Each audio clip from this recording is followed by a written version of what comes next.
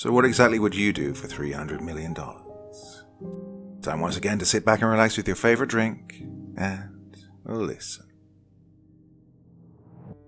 Grandpa Henry was a reclusive man. He didn't just like being left alone. He hated people with a burning passion, something I'm sure was greatly responsible for his ruthless business practices that helped him turn his father's wealth into an eye-popping fortune. Society returned the favor, and he turned into an angry, friendless man by the time retirement came calling.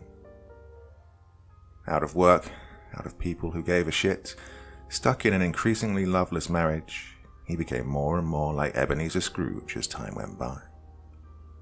After Grandma Nancy passed away, he decided he'd had enough of humanity and retreated to his large manor out in the wilderness, away from the prying eyes of his mostly greedy family, rival capitalists and intrusive journalists, fully embracing the hermit lifestyle.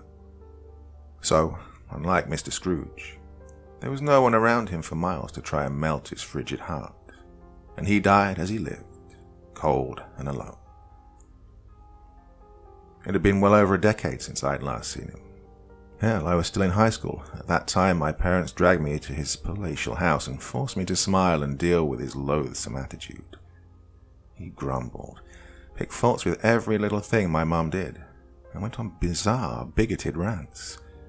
It was just unpleasant. I only realized this morning when I was packing my bags that it was the last time I was ever going to meet with him. Well, I couldn't work myself up to tears, but I did feel some semblance of guilt welling within me for completely ignoring him.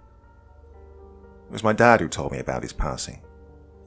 Everybody wanted a slice of the pie that Grandpa Henry was going to serve after he died, and my father was no different, being barely able to contain his glee when he invited me to attend his funeral, and, more interestingly, the reading of his will later on in the evening. I'd made up my mind to skip the whole thing, as I had a very important meeting on the day of the funeral, but mostly because I wanted to avoid the inheritance-related family drama that was bound to follow the reading of the will. My girlfriend Alison was the one who made me change my plans, fascinated as she was with the prospect of visiting a Victorian-style manor. So, is it as beautiful and romantic as you'd imagined? I asked as I drove up the winding road, the tires kicking up dust as they crushed the gravel underneath. She grinned. Better. It truly was a beautiful sight. Undulating hills covered in grass that curved and warped as frosty winds danced on them, rolling hills that surrounded the summit on which Grandpa Henry had built his little palace. I slowed down as we came closer to our destination, taking the time to properly drink in the view. Towering turrets that thrust up into the bright moonlit sky, like spears of ancient warriors. Arched glass windows proudly looking down upon the well-maintained garden, enclosed by a sturdy wall that finished its circumscribing journey on a wrought iron gate. It was a place that had stood the test of time, maintaining its dignity and poise throughout.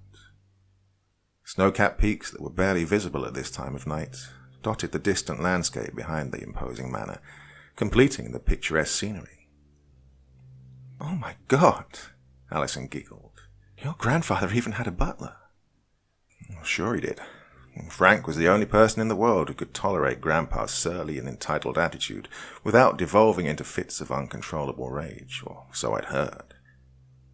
He fiddled with the buttons of his black suit, and then brought his gloved hand out to open Alison's door when I brought the car to a halt. "Good evening, Mom." He greeted her warmly before turning to me. "Good evening, sir. Please head to the living room up ahead. Everyone is waiting for you." I shivered as the cold air stabbed at my skin. Oh, God, are we really the last to arrive? Oh, fuck. I could hear the murmuring as I hopped the short stairs to the front door. The chattering instantly stopped as I soundlessly pushed the door open, and more than a dozen heads swung in our direction. Wood crackled and burned in the fireplace, desperately trying to sweep aside the awkward silence with its dying embers. I held the door open, allowing Alison to walk before me, who smiled and thanked me. "Well, well, well. Looks like the prodigal son has arrived. Finally decided to join us vultures, have you? To see what dear father left for you." "Good to see you too, Uncle Freddy." I greeted the blonde, balding man wearing a bright red sweater. My father's younger brother was as caustic as ever.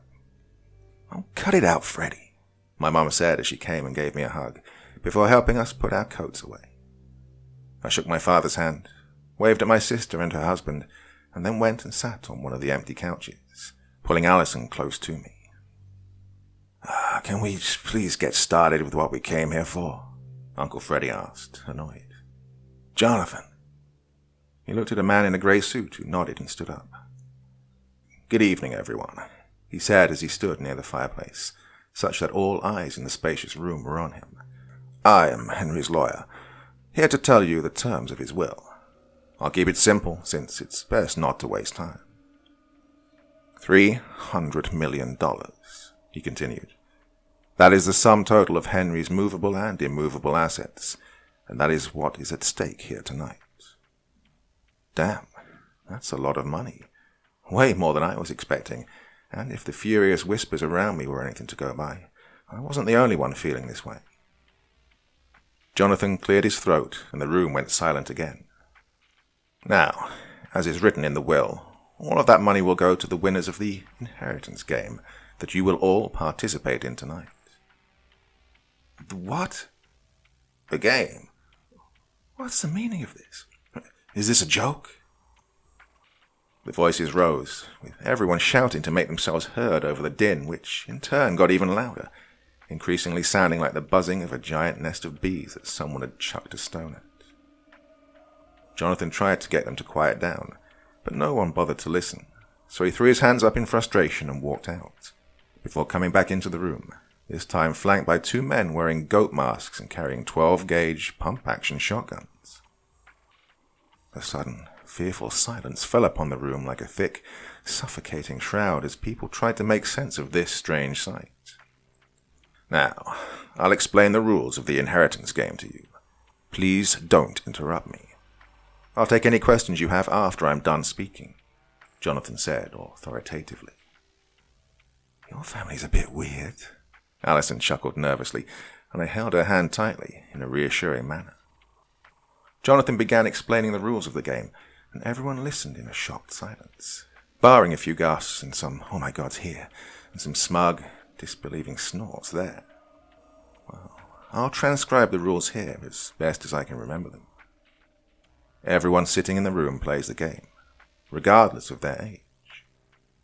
To win, survive until the crack of dawn at 6 a.m.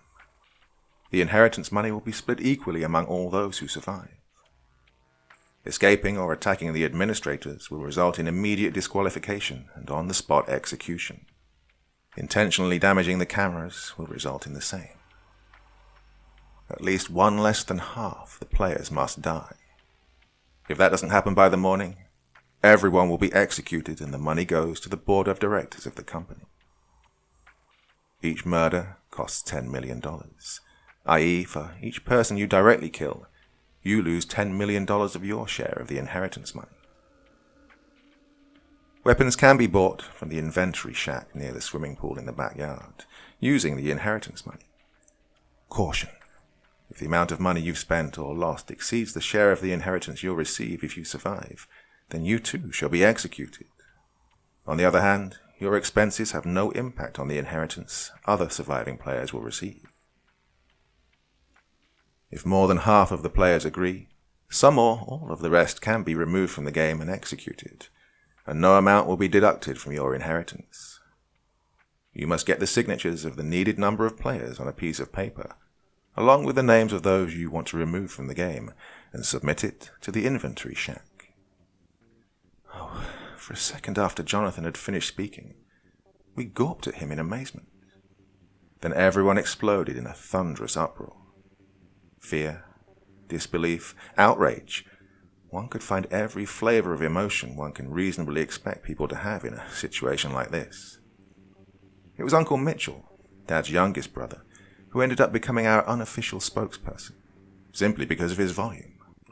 Oh, you can't be fucking serious, Jonathan, he shouted. This is a disgusting fucking joke. Stop this and tell us about the real goddamn will. I'm afraid it is no joke, Jonathan replied calmly. and I shall make a demonstration of the seriousness of your situation." He signalled to the henchman on his right, who walked up and pulled his gun up. The shotgun rocked in his hand and boomed, sending up a small cloud of smoke and making me momentarily deaf. And almost instantly, Uncle Mitchell's head bloomed in the most grotesque red-coloured flower I'd ever seen in my life. And then, the screaming started.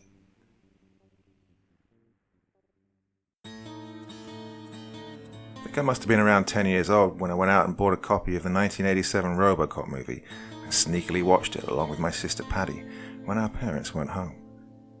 Well, that was the start of my obsession with blood and gore. I devoured every R-rated film that I could get my hands on, not caring how trash the movie actually was. As long as there was visceral, gut-churning violence, well, I was game. I guess what I'm trying to say is that I thought I had a strong stomach for this kind of stuff, but I was wrong. Nothing prepares you for the real thing. Uncle Mitchell's head exploded, spraying blood and chunks of flesh and bone everywhere. There was an unwanted wetness on my face. I had to blink my eyes to clear my vision. I shook my head to get rid of the annoying ringing sound in my ears that accompanied the deafeningly loud boom of the shotgun, and then wiped my face. By the time I fought my way out of the disorientation caused by the gunshot, I saw there was complete pandemonium in the room. Uncle Mitchell's boyfriend, Wyatt, was emptying the contents of his stomach on the carpeted floor. Some of the guests were hysterically screeching their lungs off, while Jonathan and his two lackeys in the goat masks were already making their way out of the sliding glass door that led to the swimming pool. Hey, you okay?" Alison asked, her beautiful raven hair now carrying streaks of a vile shade of crimson.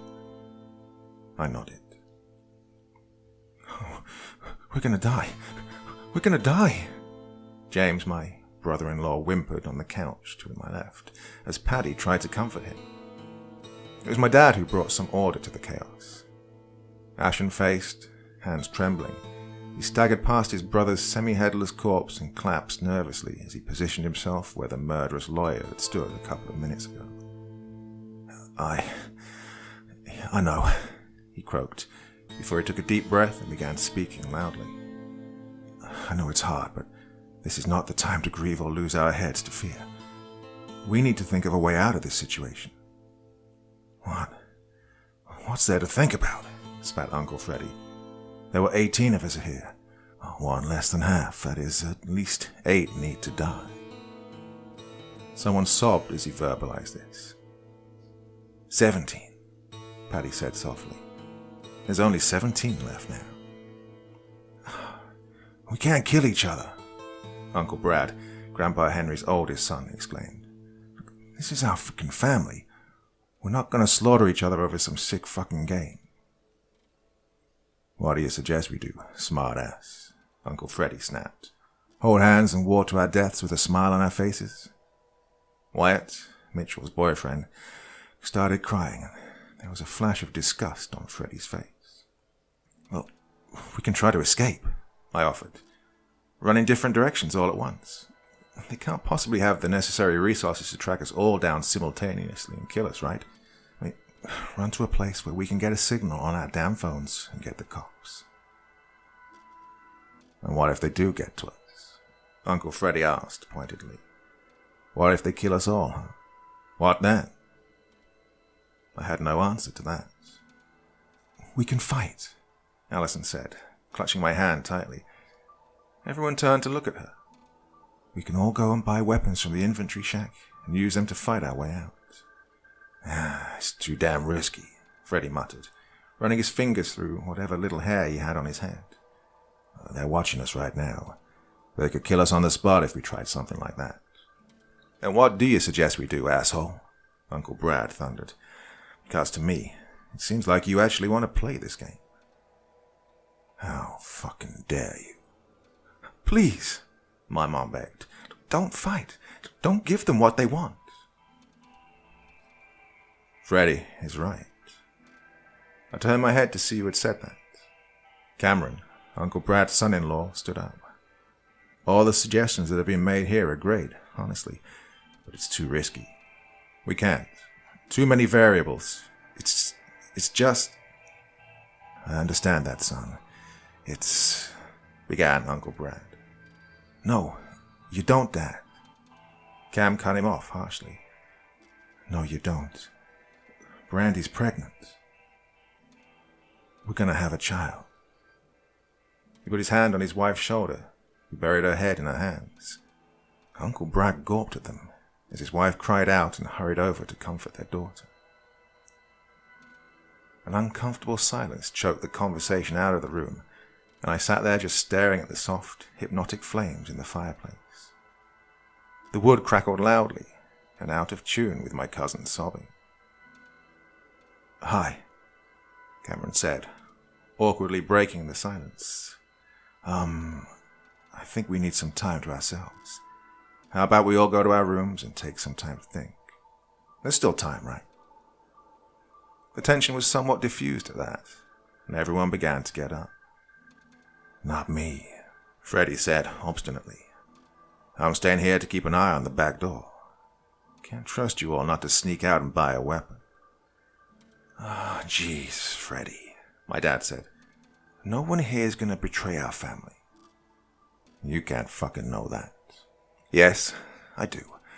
Whatever problems we might have, I still have faith in this family. You need to as well." He didn't look like he was going to be convinced, but one stern "Freddie" from his wife, and he reluctantly quit his grumbling and stomped upstairs to his bedroom. The room that was assigned to us was on the ground floor itself, and I was listlessly walking towards it when Allison pulled my hand and dragged me off to the kitchen. I looked at her, confused, as she furiously started digging through the various drawers. "What are you doing?" I asked. "Looking," she replied, as she stood on her toes to look at the mostly empty shelves. "All the knives have gone. There's nothing here that can be used as a weapon." "Jesus, Allie."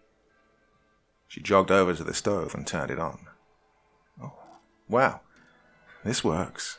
Why? I mean, a gas explosion would threaten the administrators too." "Allie, what are you doing?"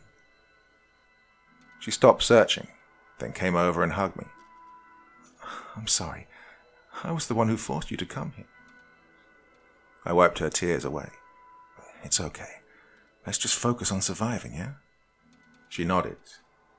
"Besides, Victorian mansions and murder mysteries have a very ancient relationship, so we can't be exactly surprised that this happened, right?" She chuckled and buried her head in my chest. "Okay," she said, a couple of seconds later. "Give me a brief overview of your family. You know, who's who and all that jazz." I raised my eyebrow.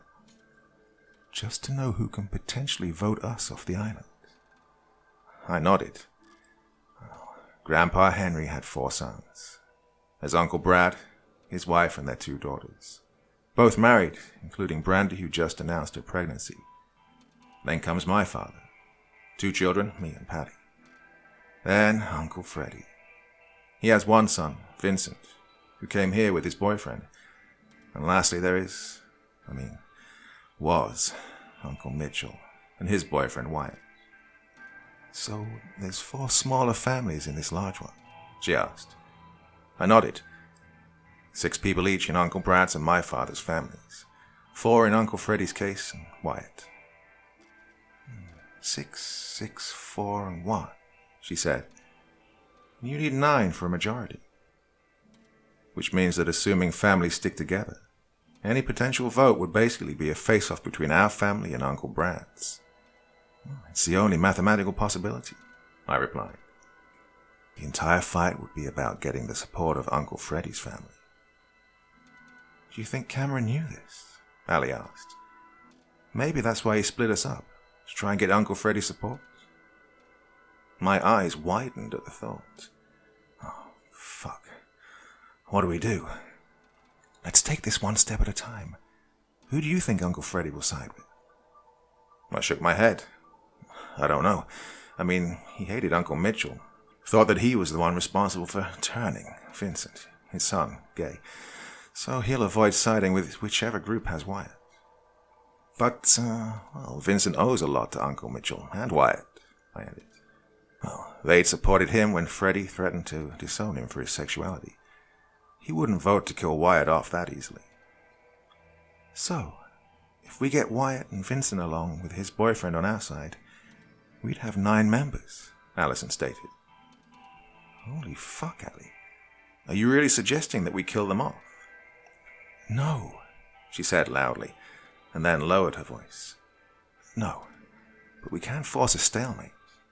Even if Cam and Uncle Brad somehow manage to get Uncle Freddie and his wife on their side, they can't kill us off. They'd still be 1 member short, and we can then think about what to do afterwards. Going behind their backs would be a massive breach of trust, I warned. We have no proof that they're conspiring against us. There's no harm in being cautious, she argued. Do you really want to be caught off guard and get killed over presumptions of family unity? This is our lives we're talking about here. What if our actions rouse their suspicions, and even become the reason they decide to act against us? I countered. It's possible, she agreed. But we really can't leave this up to chance.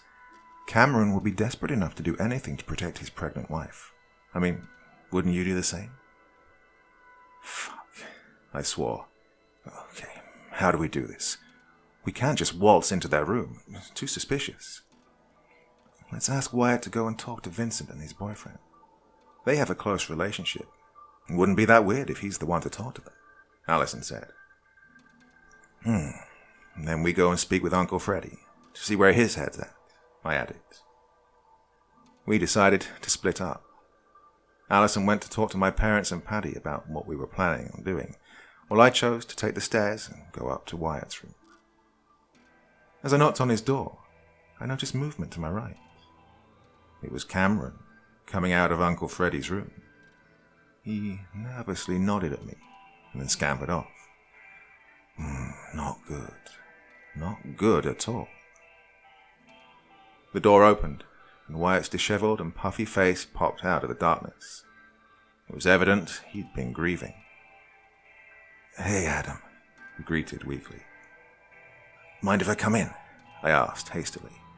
He nodded and moved back, letting me in.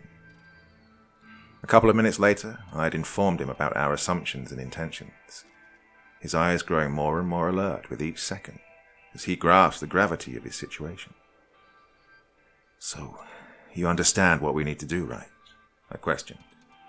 Frame it as a matter of saving everyone, and not a betrayal, okay? He shook his head.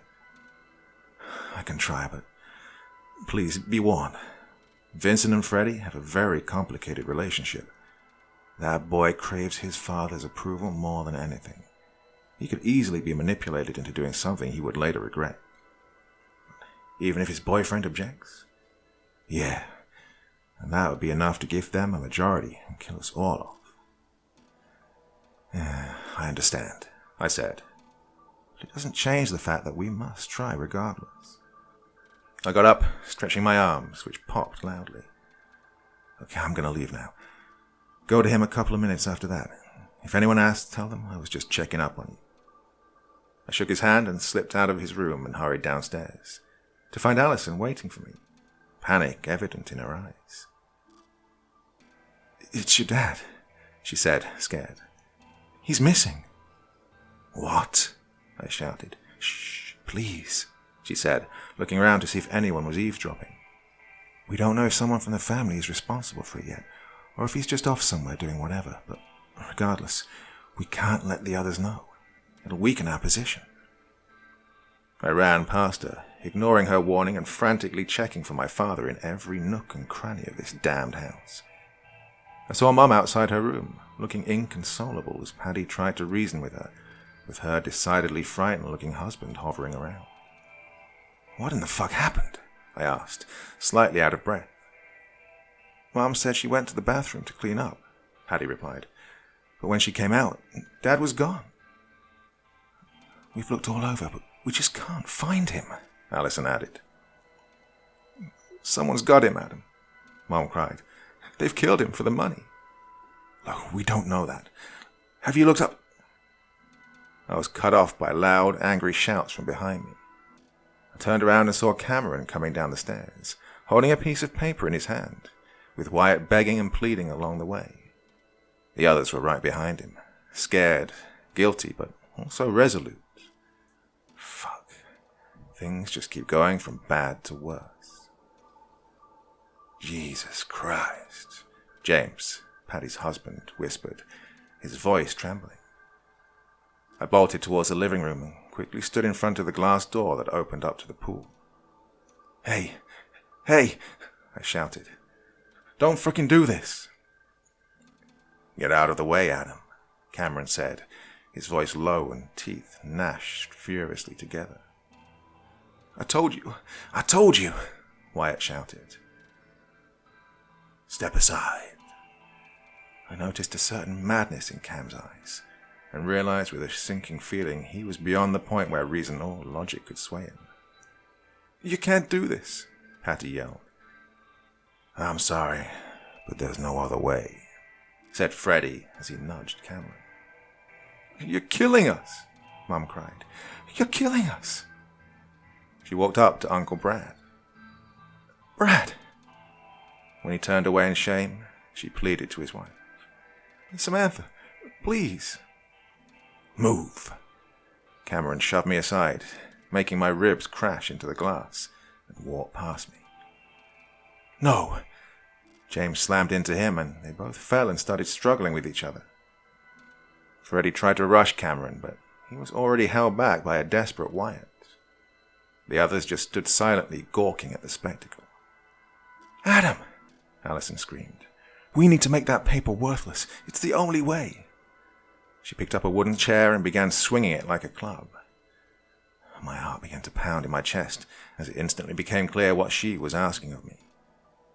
It would change everything, but it was the only way. My eyes hardened as I resolved myself to do the unthinkable. I walked away from the door and towards Aunt Samantha. She looked at me, confused, before her facial muscles contorted into an expression of disbelieving horror as she saw the look on my face and understood my intentions. I pounced on her, shoving her down to the ground, before wrapping my hands around her throat and began to squeeze so hard my fingers turned white. Everything had turned into white noise for me as I focused on the unholy task at hand. It was a marvel that no one dragged me off her. I didn't know it at the time, but Allison fought like a woman possessed to keep everyone away from me, with Paddy and Mom doing their best to support her. The nerves in my arms bulged, and the muscles surrounding them pulled and tightened so hard I felt like they were going to pop out. Aunt Samantha thrashed around like a fish out of water, scratching at my arms to get herself free, but the fight slowly but surely left her. I squeezed and squeezed and squeezed till the light left her eyes and her arms dropped to her side, cold and limp. And then I squeezed some more, my fingers now digging into the flesh of her corpse. I had just killed someone. And it wasn't some random stranger off the streets that I dragged into a dim-lit alley and murdered for money, while using the cover of darkness to shield my conscience from the grotesque display. No, it was my own Aunt Samantha, whose life I had choked out with my bare hands under the harsh, seemingly judgmental light of the ornate lamps that hung from the ceiling. Memories, ancient and unwanted, flashed through my mind unbidden as I knelt over her corpse, motionless. I could almost taste the cookies she used to love to make for us. Look away, now. I tore my gaze from her lifeless eyes that still glinted under the soft glow of the fireplace and took in the scene around me, which seemed to play in slow motion. Allison was hovering around me protectively, brandishing a mangled, blood-stained chair as a weapon, while roaring like a lioness protecting her cubs as she and an exhausted Wyatt tried to fend off Uncle Brad, whose sharp blue eyes were filled with a sort of anguish I had never seen in my life, hinting at the deep wound I had inflicted on his very soul. I averted my own eyes quickly, before the guilt could successfully rip my mind to pieces. Uncle Freddie was sprawled on the ground nearby, unconscious, with blood gushing out of a gash on his forehead, ruining the expensive rug underneath. His wife, Aunt Susan, was on her knees beside him, worriedly checking his pulse. Out in the backyard, I could see my brother-in-law, James, locked in a desperate struggle for survival with both Cameron and Aidan, Uncle Brad's other son-in-law. What in the world had happened to us? Just a slight nudge and we'd descended into murderous madness, with me taking the lead in plunging down to the deepest depths of hell. Why? A loud splash of water jolted me back to reality. "He can't swim! He can't swim!" A feminine scream from upstairs dashed down at us after James sent Cameron flying into the pool with a solid kick to the chest. Aidan wasted no time and dove in after him. Uncle Brad, in a fit of monstrous rage, tore through the human barricade preventing his advance and charged in my direction. I scampered off to the side, terrified more at the prospect of what I could potentially do to the grieving man than anything else, but I needn't have worried. He didn't come for me, but cradled his wife's head in his lap and sobbed uncontrollably. I felt a hand on my shoulder. "Adam." The hand shook me. "Adam." It was Wyatt, looking at me wide-eyed. "It's not over," he whispered furiously. "Galen didn't vote, but everyone else did. And now they outnumber us by 1. We have to do something." My eyes quickly swept the surroundings once again, and sure enough, Vincent and his boyfriend Galen were nowhere to be seen. "Now, Adam." Wyatt's voice trembled. "That paper could still kill us." "Understood." I nodded as I got onto my feet gingerly. "Allison, get our people out of here. I'm going to be right back." Our people? When had my subconscious become comfortable with that distinction? My feet were moving before I even realized it. I bolted out the open glass door, the chilly mountain breeze crawling up my spine. I stumbled as I skidded on the slippery floor outside, but swiftly regained my balance and went running past the people huddled in a corner near the pool. "He's going to the shack!" Brenda, Uncle Brad's other daughter, shouted. "Stop him!"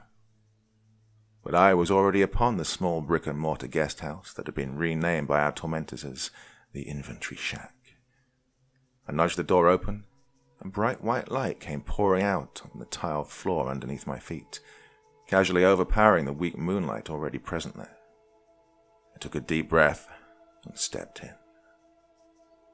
They'd hung a black cloth across the room, effectively splitting it into 2.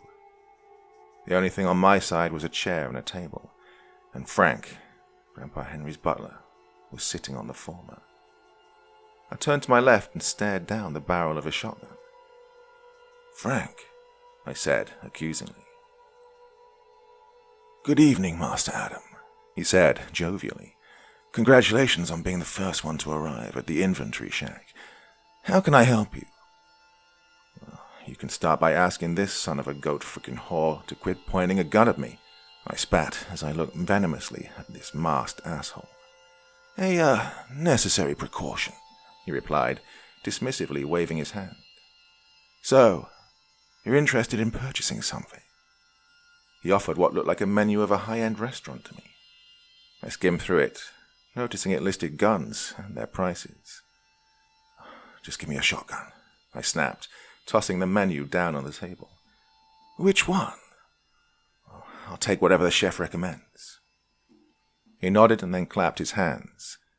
Moments later, another scumbag in a goat mask walked out from behind the curtain holding a sleek black shotgun in his hand. "This is the Mossberg 500, said Frank. "It holds 5 shells. If you count the one in the chamber, that's 6 shots without reloading." I walked forward to take the gun. "That'll be $100 million. Jesus Christ. Happy hunting," Frank added with a smile as I walked out of the shack, now $110 million down, ready to stain my soul with the blood of some more family members. Aidan had successfully rescued Cameron and was now performing CPR on him. I felt a painful tightening in my chest as I realized I was going to make all his efforts useless. Brenda shrieked when she saw me. "He's got a gun. Aiden, come on. We have to go. Please. She pulled at her husband's arm, who refused to budge. So intent was he on saving his friend. I got closer, my footsteps now echoing off the floor. Adam, please, she begged. Don't do this. She looked at her husband again. Aiden, let's go. I cocked my head and looked inside the house, only to see Uncle Brad and the others scurrying in different directions. My actions had caused total chaos. My head swooned, and my knees trembled as a massive explosion of guilt from deep within me threatened to destroy my control over my senses.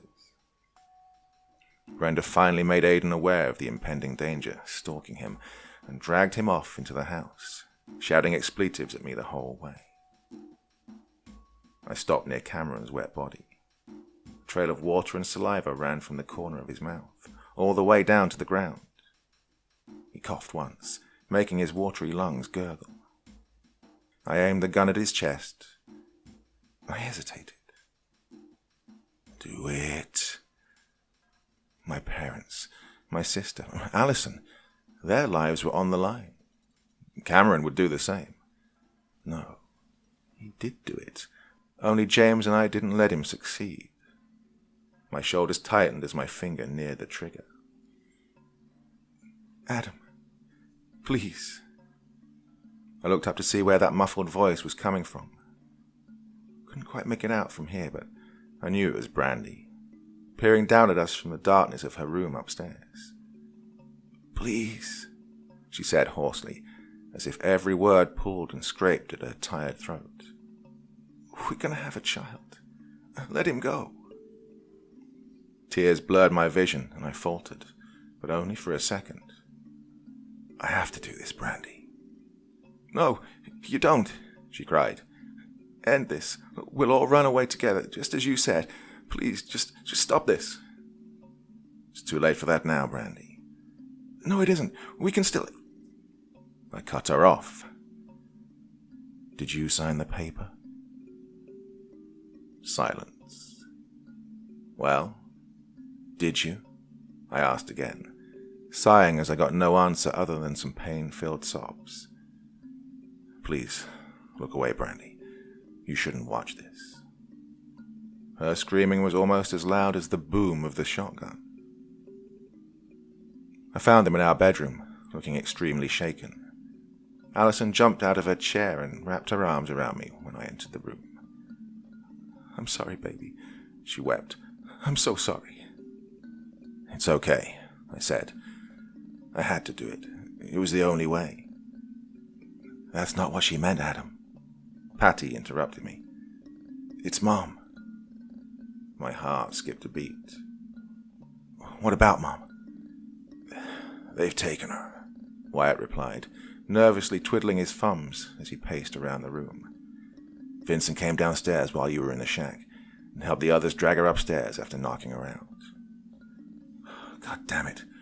Why didn't any of you fucking do anything? I yelled. I was helping James. I didn't pay attention, Patty replied softly. Brad hit Allison on the back of her head and I rushed to help her, Wyatt added. Look, it just happened so fast, man. Oh, fuck. I turned and walked out of the room, tightly clutching the shotgun in my hands as the others ran after me, asking me not to be too hasty. But I was blinded with rage. First my dad goes missing, now they dare to take my mom. Mom, where are you? I screamed as I entered the beautiful living room, which was now marred with Aunt Samantha's corpse. Mom, I yelled. Where is she? I'll fucking kill anyone who hurts her. Adam, someone shouted from above. She's here. I recognized that voice. It was Aiden. God, I should have shot that bastard when I had the chance. Look, don't come up. I'll throw her out of the window, he warned. It might only be the first floor, but let's see how her skull takes it if I drop her head first. My heart pounded as my body burned with anger. What do you want, Aiden? Allison asked from beside me. Fuck you, you psycho bitch. I'm not talking to you. What do you want, asshole? I spat. A simple exchange, he replied. Your mom for your gun. Fuck no, James swore under his breath. Don't listen to this shit. Just go upstairs and shoot the fucker. I put my finger on my lip, and he shut up. How do we know you won't just kill us afterwards, Aiden? You'll just have to take that risk, I guess. You can't expect us to agree on that, Wyatt exclaimed. Silence followed that. I guess they were arguing about how to proceed. A new voice joined in a couple of tense moments later. Hey, Adam. It's me, Freddy. How about this? You leave the shotgun near the stairs and we'll come pick it up when we're dropping Daisy off. Allison tugged at my arm and quickly whispered in my ears. Okay, I agreed. We'll do it, but the gun will be on the coffee table in the center of the room. Fine. This is fucking stupid, James swore, after we were sitting in our room post the negotiations. If we're giving them the gun, we might as well write our own names on a piece of paper and take it to the damn shack. I'll do anything to save Mom, James, I replied. Anything. But you're not, are you, you thick fuck? Look, she'll just end up dead anyway. Don't worry. We're not going to die, Allison said, because we're not giving them a loaded gun. I think they may have guessed that already, Patty said. Oh, then why are they agreeing to this? They'll take a significant advantage away from us, Allie replied. And don't forget, we're barely evenly matched at this point. 7-7. 4 in Uncle Freddy's family, Uncle Brad, his 2 daughters, and 1 surviving son-in-law. And that's if we include your missing father and kidnapped mom, and exclude Galen, who refused to vote to kill us. If we lose the gun, he changes his mind. We could be back where we all started. Yeah, it'll be hard for us to stop them this time, I added. Well, now that they know what I'm capable of. No, what we are capable of. Allison corrected me as she grabbed my hand reassuringly. It was a collective decision on our parts. We all chose to help you do it, Adam. Not to mention they forced us into this position. I won't let you shoulder the guilt all by yourself. I won't allow it. Yeah, Wyatt nodded. I pushed you into killing Cameron. I killed him just as much as you did. I could tell he genuinely meant that by the heavy guilt and sorrow I saw in his puffy eyes. So, what now? James asked. I think we should try and take both the gun and Daisy, Allison answered. I have a plan. Around 15 minutes later, I was back in the living room, shouting to make my voice heard upstairs. All right, I've placed the gun on the table. You can bring Mom downstairs now. Aiden replied almost immediately. Oh, changed my mind, Adam. We'll take the gun first and then send your mother downstairs. Fuck. They must have talked among themselves. Allison shook her head furiously and mouthed no at me. That's not happening. You bring my mom down, take the gun up simultaneously. Don't test me, Adam. I'll hurt her, I swear it. No, you don't test me, Aiden. Do as I tell you, or I'll come marching up the stairs and fucking slaughter the lot of you. Understand? I could hear them arguing with each other. A short while later, he shouted that he was coming down and asked us to clear the area. So, I ran and hid beneath the staircase. I could see Allison hiding behind a curving wall, holding one of the legs of the chair that she'd been using in the last fight, the broken end sharp enough to pierce skin now. Wyatt, Patty, and James were similarly positioned, just out of sight of anyone coming downstairs. I heard heavy, lumbering footsteps above me. 3 people. I clenched my fists as I heard my mother groan. Do you see it? Freddy whispered. Yes, it's there, Aiden replied. And nobody's around either. Be careful. I will. Aiden sprinted towards the coffee table, quickly picking up the gun. Damn, fucking thing is empty, just like you said. Oh, what are you doing? Don't waste... I ran out of my hiding spot and charged at a shocked Aiden, slamming into him and taking him through the glass table, which shattered on impact, the broken glass lacerating my arms. James and Wyatt followed suit, attacking Freddy, who was desperately trying to retreat back upstairs.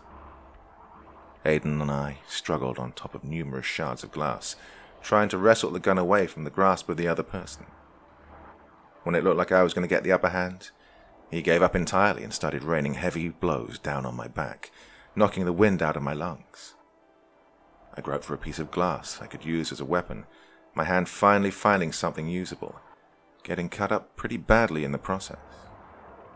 Gritting my teeth, I fought through the pain and tried to plunge my makeshift knife into Aiden's ribs, but he was faster, and a sharp pain erupted in my sides, making stars dance in front of my eyes.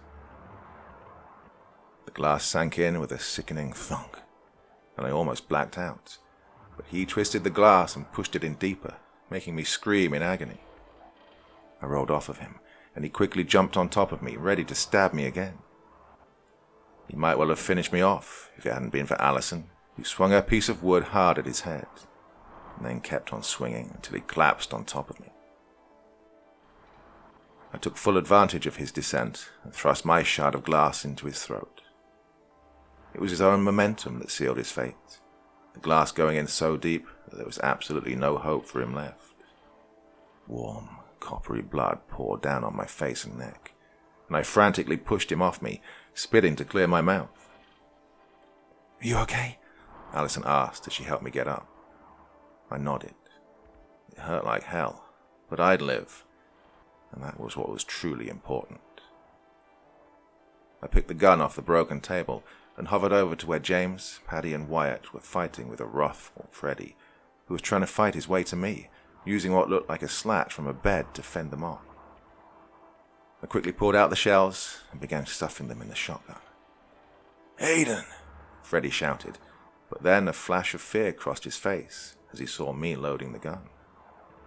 More footsteps on the staircase.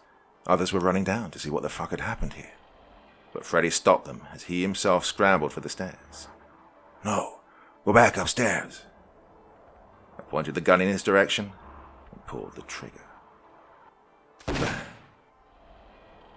Gore splattered the family portrait on the wall behind him as the shells punched a hole through his chest.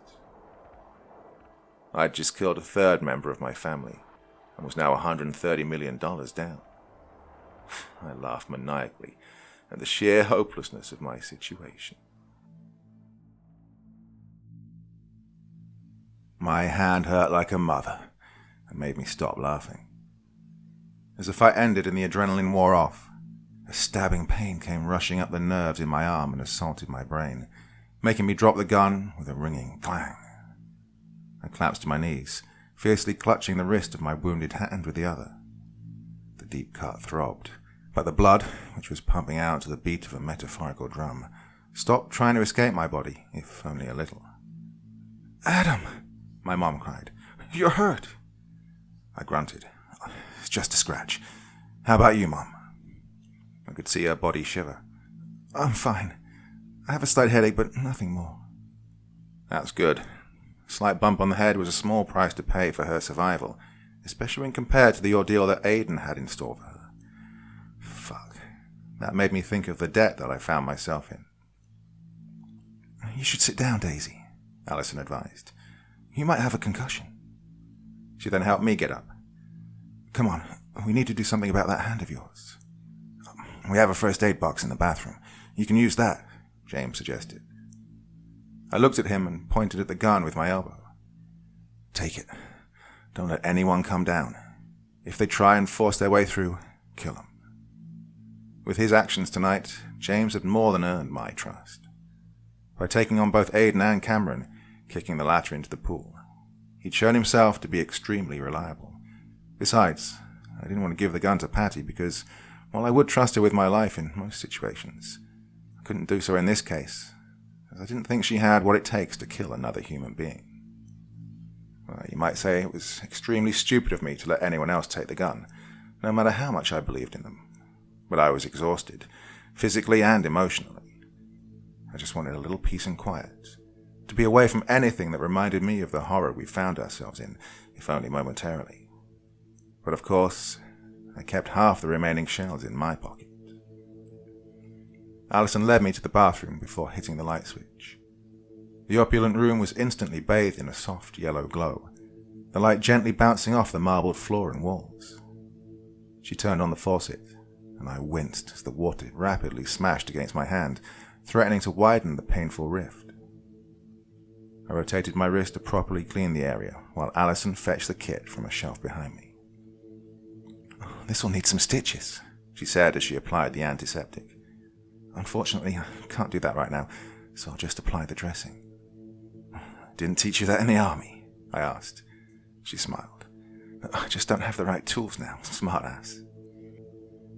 They were just not there, or did the administrators take them out? I wondered.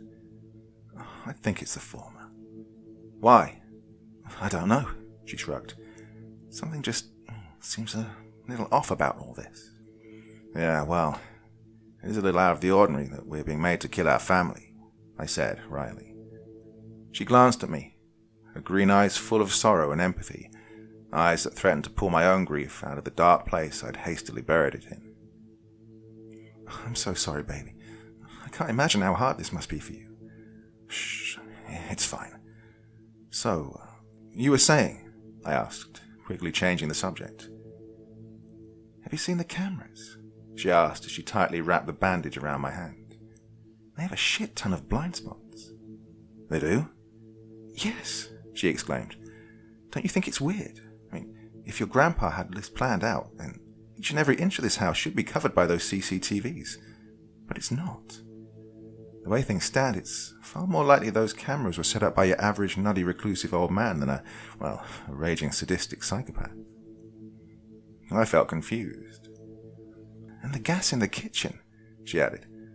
"It still works. Why? Why would they risk a possible gas explosion? It makes no sense. The whole game seems to have been put up on short notice, maybe immediately after Henry's death." "What does that mean?" "What if your grandpa didn't set this up, Adam? I mean, have you seen the will? Like, physically held it in your hands and carefully perused it?" I could see the confused expression on my bloody and bruised face in the mirror. Then, who else could it be? Someone from the company wanting to take out the legitimate heirs? A rival businessman? "But why would they go to this extent?" I added. "What's the fucking point in setting this game up? Why not hire killers to murder us, plain and simple?" "I don't know," she admitted. "Maybe you're just overthinking this, baby. Let's just focus on surviving this hell for now." The two of us found an argument going on in the living room when we made it back there. An exasperated Patty was trying to reason with James and Wyatt, who were having a shouting match. "Hey," I raised my voice. "What's happening here?"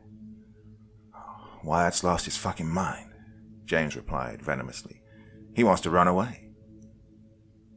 "Why would you want to throw your life away, Wyatt?" I asked slowly. I can't." His voice trembled as his eyes turned red with tears. I can't do this anymore. The love of my life is lying dead just an arm's length away, and in the same room is her brother's corpse, and I helped kill him myself. Now James wants to... "What does James want?" Alison asked. "To end this once and for all," James answered. "We have the fucking numbers now, for the first time this night. 6 present here against 5 of them. Get a damn piece of paper. Let's end this nightmare." "He has a point, Adam," Patty said. "Patricia!" my mother cried. "Well, it's true, Mom," she insisted. "Or would you rather we die instead?" Mom lowered her gaze, ashamed at the fact that she saw her point. "Please," Wyatt begged. "Don't ask this of me. I can't. Not for Vincent and Galen. They're just kids. They haven't even graduated college yet. I can't do this to them." "And you think it was easy for me to kill my family members?" I asked coldly. "You've known them for, what, a couple of years at most. I grew up with them." "This whole argument is completely pointless," Alison interrupted. "There's 6 of us present here, yes, but there's also 6 of them. Brad, Freddie's wife Susan, Brenda, Brandy, Vincent, and Galen. Look, your calculations are off because you probably didn't count Galen, who refused to sign the paper. But he's still alive. Because of that, we'd need 7 to vote them out. Since George is missing, we're shit out of luck. Oh, fuck, James swore, and rested his head in his hands, the shotgun placed precariously on his lap. I saw my mum tense up when Dad was mentioned. I think we were both avoiding the truth at this point, that he was likely dead by now. That doesn't change anything, Wyatt said, his voice firmer now. I've made up my mind. I'm going to try and escape. It's suicide, I warned. Look, you will die. What if I don't? He asked. What if I'm able to escape and call the cops? What if all this could have been avoided if we just tried to run away? Something you were the first one to suggest. It's not like that, I said defensively. Look, things are different now. Because you want them to be, he said accusingly. You have the most blood on your hands, Adam. So it's natural you're holding on to the admittedly strong possibility that escape is impossible. But I can't do that. I can't do this anymore. I have to try. Jesus Christ, man. Just listen to me. Adam. Allison gently cut me off. It's his decision. We can't force him not to do it. We're all adults with free will here, aren't we? We should be free to choose what road we want to go down. What? Even if it leads to hell? I asked. She nodded. All of us chose to accompany Wyatt to the front door, except James, who was tasked to maintain vigilance near the stairs. You sure you don't want to take a car? Mum asked. Well, Frank was the one who parked them all, Wyatt answered.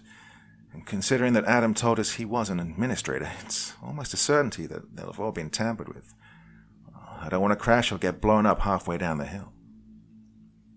He shook our hands one by one. All right. I'm off. Make sure to run in a zigzag pattern, Allison suggested. He nodded, gave us one last look, and took off running. I heard his boots pound the gravel as he dashed down the driveway, before abruptly changing his direction in a roughly 90-degree angle.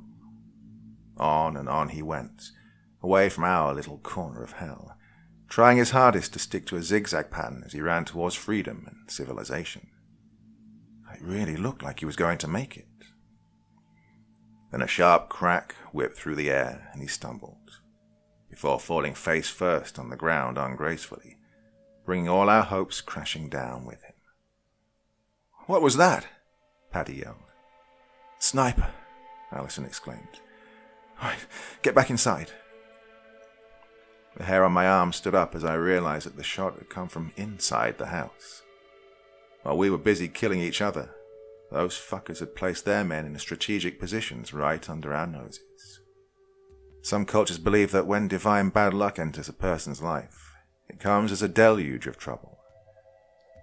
James came sprinting at us as we were running towards him. My blood ran cold at the utterly terrified look on his face. Vincent reached the shack. Vincent reached the shack, he screamed frightfully. How? Paddy shouted. Why did you let him get past you?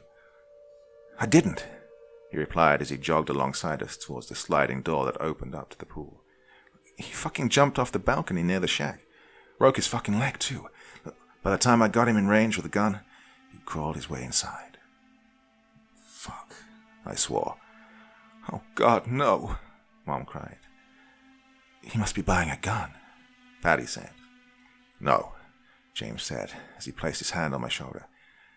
He had a paper in his hand. What? How? They don't have the numbers, I shouted.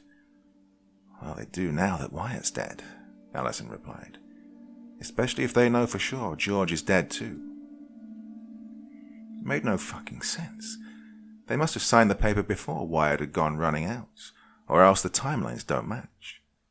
Not to mention Dad's name was on the first paper too, so they couldn't have known that he was dead back then, even though he'd already gone missing.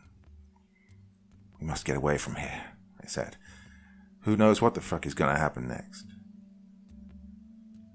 I got the answer to my question a second later as seemingly dozens of armed men in what looked like SWAT gear poured out of the shack and started moving towards the house. We ran in different directions. Some of us weren't fast enough and were caught in the initial burst of fire. Out of the corner of my eye, I saw my mum get hit by multiple bullets and collapse on the ground, lifelessly. Furiously stamping out the grief and shock, I dove down to the ground and began crawling towards the back door of the kitchen that led out to the garage as bullets smashed into freaking everything around me. Glass, concrete, wood. The bullets showed no mercy on anything, mercilessly destroying everything in their path. And yet, I fought through the soul-crushing fear and kept pushing forward, driven by this point purely by an animalistic instinct for survival. I got out to the garage, the uneven rocky floor fucking up my knees and elbows. Then I felt a hand on my leg, and my heart almost gave out. To my relief, it was Allison, who'd been right on my heels the entire time. Getting up on my hands and knees, I moved behind the false safety of a car and waited for Allison to catch up to me. "No cameras here," she whispered, her voice barely audible. I nodded. Body covered in sweat, heart pounding dangerously in my chest, I was the most scared I had ever been in my life. Alarm bells were ringing all over my body. Every single cell was screeching, begging me to run away. Call me a cornered rat if you will, but I wouldn't even begin to get close to what I was feeling at that time. And then the door opened, and one of the attackers walked in. I strained my ears as I went completely still, not wanting to give my position away while tracking this guy's movements over the ear-splitting gunfire, which soon stopped. My heart beat in tandem with his footsteps as I ever so quietly tried to keep the breadth of the car between us. His radio crackled, and I almost squealed. "Sweeper 7 here. Be advised. We've neutralized James and Patricia. Only 2 more left now. Anyone got eyes on them?" "Oh, no. No. I furiously blinked. Not the time to cry. Not now. A slew of negatives came out of the radio, and I went with a bated breath for our pursuer to say the same.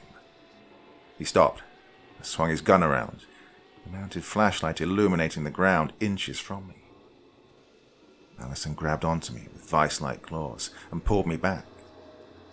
He took a step closer to us, and we followed suit, trying to keep away from our deaths. My heart was not going to last long if we kept playing this deadly cat-and-mouse game. It was almost like this fucker had heard me, because he dropped down on his knees. Oh, Jesus, this is it. The end's here. I prayed, and God answered through the radio. "I see movement in room 1. I think I've located them. We got cameras in here?" Our attacker got back on his feet and walked out. Relief flooded through me so aggressively that little stars danced in front of my eyes. Allison tugged at my shirt. "What?" I whispered. She pointed at something behind her. I craned my neck and saw some long cylinders stacked in a corner. As we got closer, I realized what they were. Green K-bottlings. Those long gas cylinders you use in welding. I remember that because Grandpa loved building shit. He would often wag his finger in my face and tell me that's what real men did. For the first time that night, I smiled as I thought of him. Allison was right about the game being set up in a hurry. No way these things could have been kept out in the open otherwise. Silently moving these cylinders closer to the kitchen took almost a minute, with every second feeling like a tortuous eternity. Luck was, again, on our side. They weren't nearby when we started emptying the cylinders, otherwise the loud hissing would have been our death knells. Allison smiled at me, her bared teeth reminding me of a tiger shark. She held her finger up and mouthed, "Wait here," at me. Before I could stop her, she crawled into the kitchen, turned on the stove and hurried back to me. Quickly opened the remaining cylinders as she went, and retrieved a can of kerosene, again from the corner that had been our salvation. I could hear people nearby. They were coming, right on time. We darted out of the garage, pouring a line of kerosene on the floor, all the way out to the middle of the driveway. It's a miracle the snipers didn't kill us.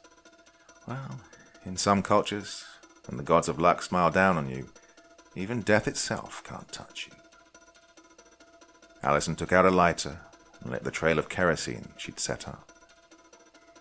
The fire spread instantly, racing towards the cylinders at an insane speed. The orange flames turned nearly white as they ate the gas, and with an audible thump, the spectacle started. The fire spread like a living thing, ravishing and devouring everything in its path. Wooden furniture, gas, clothing, flesh, everything became food for the ravenous beast.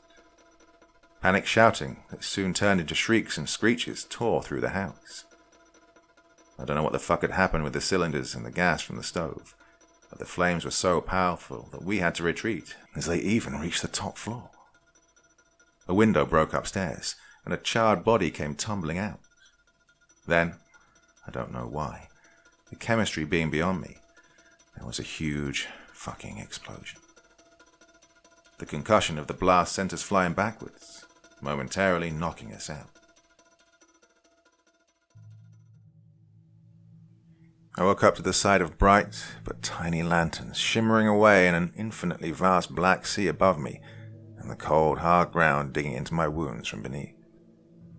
Little orange sparks drifted in the fiery wind, emanating in waves from the blazing house, adding to the mesmerizing view in front of my bleary eyes. I grunted as I got up on my elbows, the pain in my sides almost slamming me back to unconsciousness. Allison was right beside me, just like she had been this entire hellish night. She coughed, dust and bits of ash constricting her lungs. "Do you think we got 'em all?" she asked. "I sure hope so. Oh, fuck 'em," I whispered as I pulled her up. "Fuck them. Hope they all burn in hell." Something crashed and the resultant sound boomed throughout the area. The fire was eating away at the very foundation of the house, which in turn was beginning to crumble to pieces, just like my family. Allison walked towards the roaring flames, and I called after her. "What are you doing? It's dangerous." She stopped near the corpse that had come flying out of the window and began searching it. I gagged at the repulsive and overpowering stench of burnt flesh. "Got it!" she exclaimed as she grabbed a pistol out of one of the pockets that had almost melted into the skin, but then winced and dropped it. "Fuck, it's hot." She pulled her scarf off her neck and used it to pick up the gun. Damn, I hope the flesh hasn't gotten too deep inside the barrel, but don't want this thing jamming on me. I retched. We made our way around to the backyard, trying to stay at a reasonable enough distance from the house so that we could avoid both our potential killers, the unstoppable fire, or any sniper foolish enough to still be keeping watch. The back half of the mansion was still mostly safe, but I doubt that would last, looking at the speed with which the flames were leaping from room to room. We stopped and hid behind a bush when the infantry shack came into view. I saw Vincent slumped against the wall of the shack facing the pool, a sharp hole in his forehead being illuminated by the orange glow from the fire. Jeez, why did they kill him? I wondered. "Finally tying up loose ends," Allison replied. "I don't think a giant explosion was in their plans." "So, what do you want to do?" she asked me. "We need answers," I said, and then pointed at the shack. "And that's the only place we'll find them." We tiptoed over to the shack, staying close to the ground. We heard shouting and sporadic gunfire, but thankfully none of the bullets came our way. Once again I found myself in front of that door, this time my intentions being completely different. With trembling hands, I pushed the door open and came face to face with Frank again. "Fuck it, kill them all. No one should survive." He was screaming at the radio in his hand, but stopped when he looked at me, his eyes growing so wide it looked like they were going to pop out. You're still alive." He scrambled for something, presumably a gun, but Allison was faster, quickly firing 2 shots into his neck and chest, making him fall backwards. I was about to turn around and express my annoyance at Allison for killing the one man who could answer our questions and potentially end this, but I didn't have to, because when he stumbled and fell backwards, he ended up pulling the black cloth down, and while the action was, admittedly not as graceful as the curtains in a big theatre being drawn, the end results were no less spectacular. Weapons and monitors adorned the makeshift control room, and in the center of it all, sitting with a burger in his hand, was my father, whose jaw dropped when he saw me. "Adam." He gawped at us, then quickly composed himself. "Thank God you're here. I thought they were going to kill me." "What are you doing here, Dad?" I asked dumbly. "Why are you eating a burger?" "They offered it to me," he replied hastily. "They've been keeping me here for God knows what reason." "I don't understand," I mumbled, the gears in my mind turning, sliding the missing pieces of the puzzle in place, while one part of my brain desperately tried to stop this from happening, as terrified as I was of the horrifying image that lay in store for me when the puzzle was finally completed. "You," Allison said accusingly. "You did this." "Now, Allison," Dad stammered as he put his hands in the air. "I don't know what you're accusing me of, but please, let's not be too hasty here." "Don't move," she shouted, "or I will kill you, I swear it." "Why are you eating a burger?" I continued. "Mom died. Why would you eat a burger?" "Daisy died?" he said, sounding a little too shocked for it to be genuine. "Oh, God." "There are laptops all around you, watching our every move. How did you not see it?" Anger began to build up inside me. "You disappeared when this whole thing started. Why?" Let me explain, all right?" "Did you do all this?" I didn't." "Why?" "No, you've got it all wrong. It was her." He frantically pointed at Allison. "She's the one who did this." "What?" I glanced at her. "Don't listen to him. He's lying." "She's a gold-digging whore, Adam," he yelled maniacally. "She's doing it for the money. You've seen how well she reacted to everything that happened, right? Didn't you? Yeah, almost like she knew what was happening, right? She's working for Frank." "So you did see everything on the cameras?" I accused him, and he turned pale at that. "You're lying to me, Dad. Why? Is it about the money?" No. He shook his head furiously. "It's not okay. I didn't do it. You have to listen to me." He screamed, tears streaming down his face. "Look, I'm your father. Why would I kill my own family?" "That's what I want you to tell me," I replied angrily. "Maybe it's someone from the company." He grasped at straws in a room completely bereft of them. I blinked to clear my eyes of tears that I wasn't even aware of. "Why?" I yelled. I didn't." Allison fired a shot on the floor. "Okay, fine." He flinched and then began to sob. I did it. "Why?" I asked yet again. His body shook as he cried. "Was it about the money?" He nodded.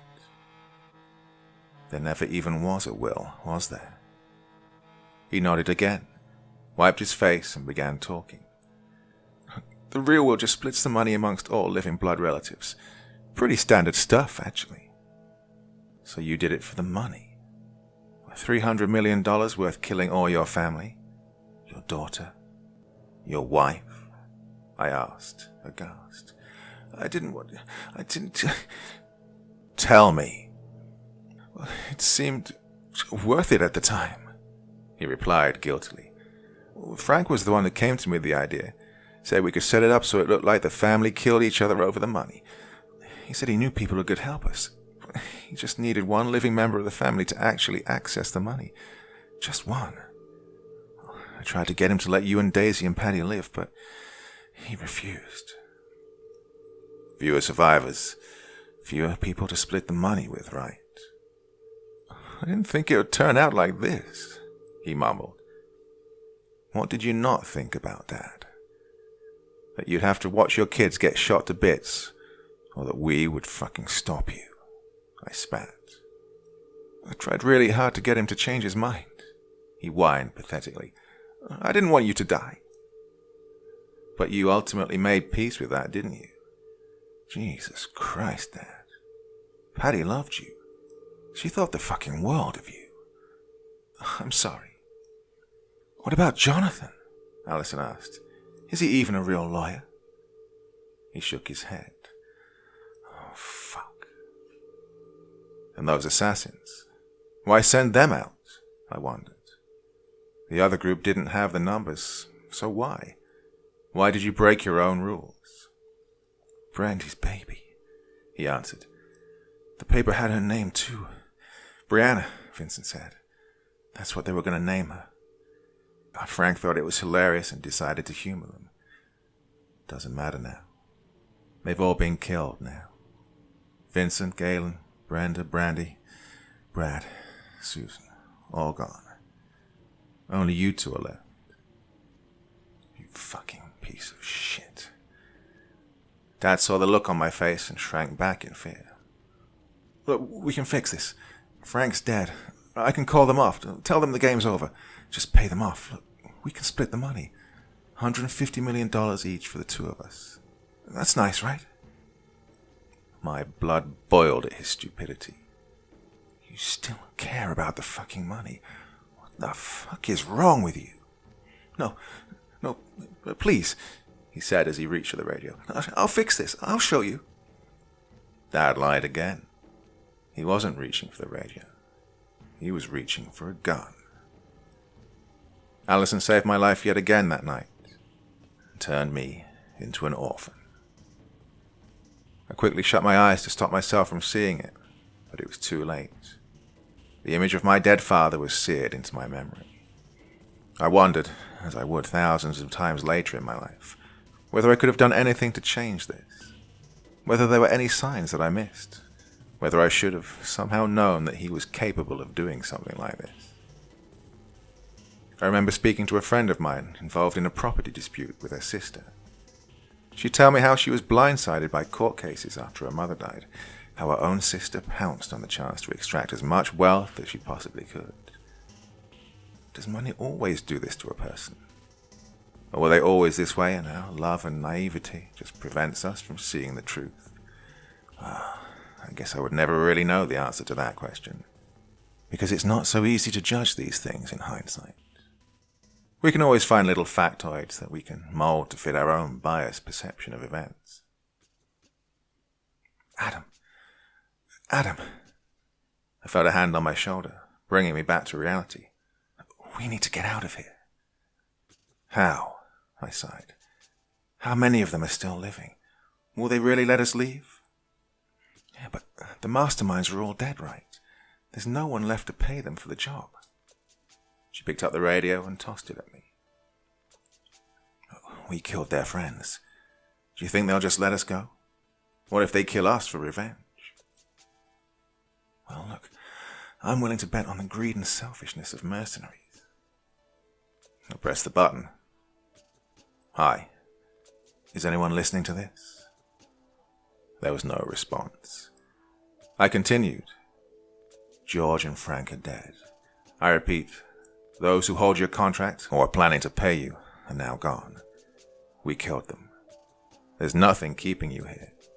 You all should leave. I got nothing but static in response. What does this mean? I asked Allison. Are they planning on killing us or letting us go? She shrugged. I don't know. Only one way to find out. I don't want to die. She held my hand. Let's go. So together we hobbled out of the house, leaving the burning ruin behind us once and for all. Not once did we see a single sign of another human being. Either the surviving mercenaries had all left, or they were just that good. We stopped at the edge of the property, which looked empty and forlorn now. "You ready?" she asked, with my arm around her for support. I nodded. "Thank you, Allie, for saving my ass repeatedly tonight. I'd have been long dead if not for you." She smiled, her blood-stained cheeks somehow turning redder. "I love you too, silly." We took one more step, and no bullets came looking for our skulls.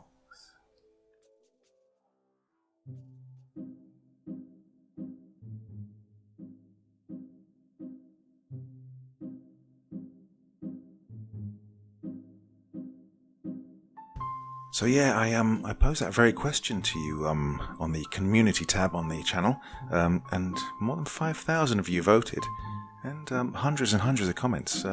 Quite a fertile subject area, don't you think? Yeah, so what would you do for 300 million? Would you kill half your family like these guys did? Well, it's a hell of a question, isn't it?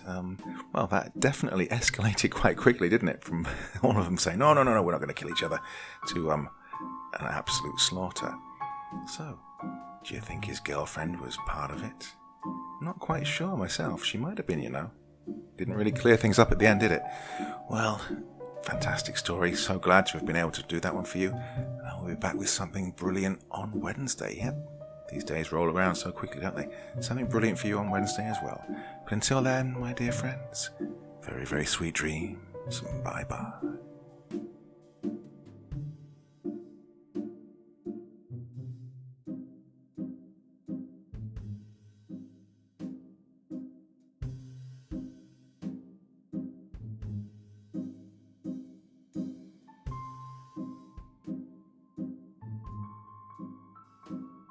Thank you so much for choosing to spend your time listening to me.